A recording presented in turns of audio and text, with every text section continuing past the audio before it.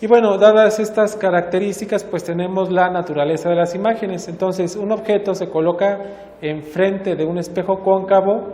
Es útil trazar las imágenes conforme el objeto se mueve cada vez más cerca al vértice del espejo. Entonces, se quiere localizar la imagen y responder 3 preguntas para posibles posiciones. 1. ¿Cuál es la imagen es derecha o invertida? Recuerda que el observador o el objeto en este caso es la flecha amarilla. Pregunta número 2.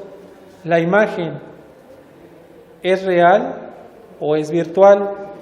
Y tercera, ¿es alargada, reducida o del mismo tamaño? Toma en consideración el tipo de espejo y la posición del objeto. Tenemos el objeto entre el centro y el foco. O sea, yo me voy a colocar justo a la mitad de estos 2 elementos y vamos a ver cuál es el comportamiento del rayo 1 y posteriormente el rayo número 2 y bueno, la incidencia del 3. Entonces la imagen está afuera del centro, que en este caso es la letra C.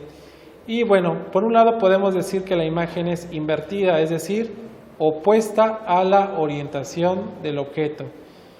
En otra perspectiva podemos decir que la imagen es real, es decir, se forma con rayos de luz reales frente al espejo.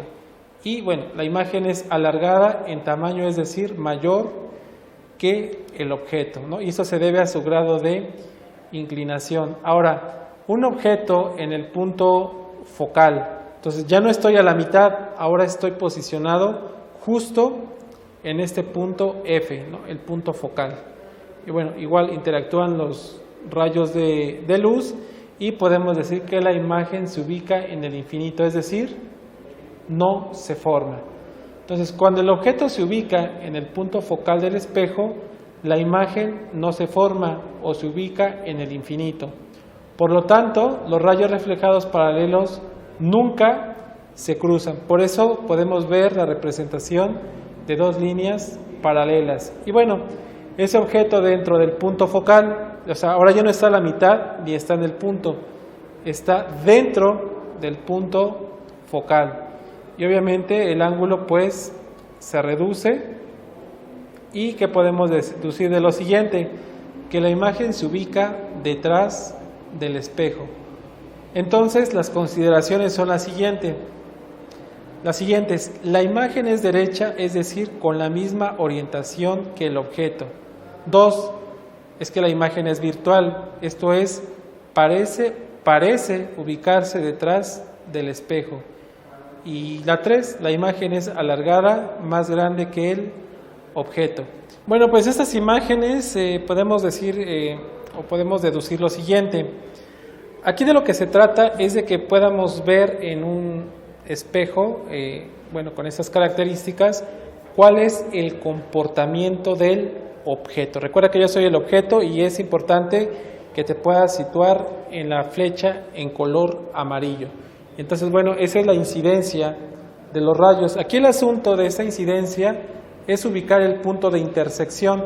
Pues en este caso lo ubicamos en F, ¿no? Aquí vamos a tener el foco. Y bueno, entre el centro y el foco, ¿qué sucede cuando nosotros nos colocamos a la mitad? Bueno, pues los rayos evidentemente tendrán también un paso en el que, bueno, estos se van a intersectar y lo podemos identificar por el punto. Este punto prácticamente es el que va a estar proyectando la imagen, si es real o si es virtual. Entonces, bueno, eso es importante determinarlos. Aquí tenemos el objeto, o sea, una persona, como si yo me situara en este punto, pero cuando los rayos se reflejan de forma paralela. Y bueno, encontramos el caso de cuando estamos dentro del foco.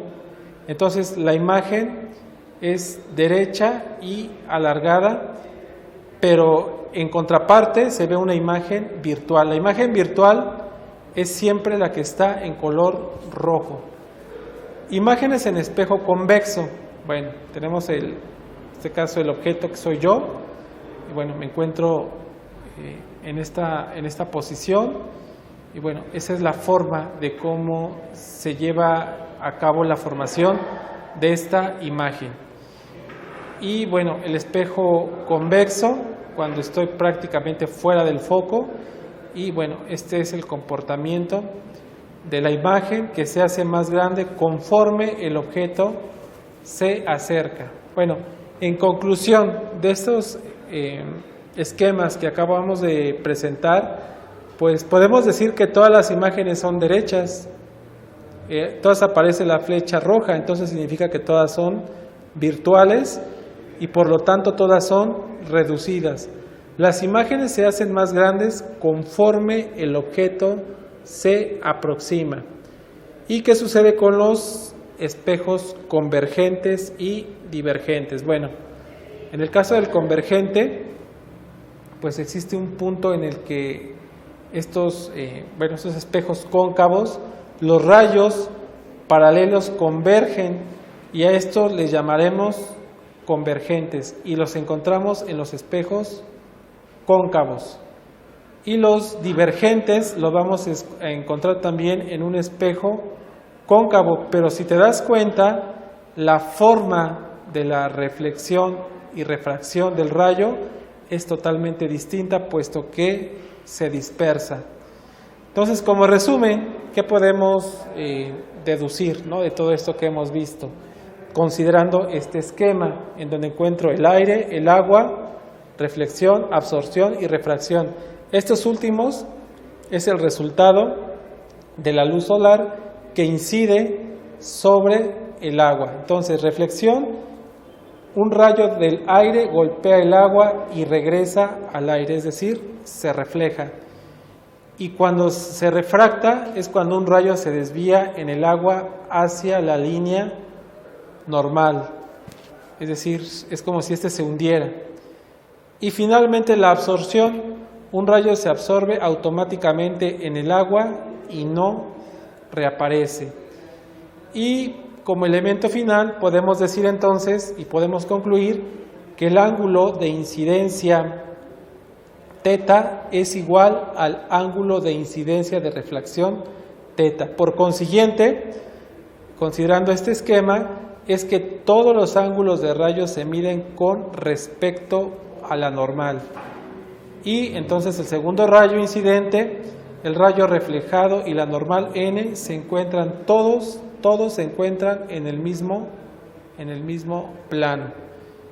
Posteriormente decimos que los rayos son completamente reversibles, ¿sale? De alguna manera se van a regresar. Y bueno, de esta manera es como concluimos este último tema de física que se llamó óptica.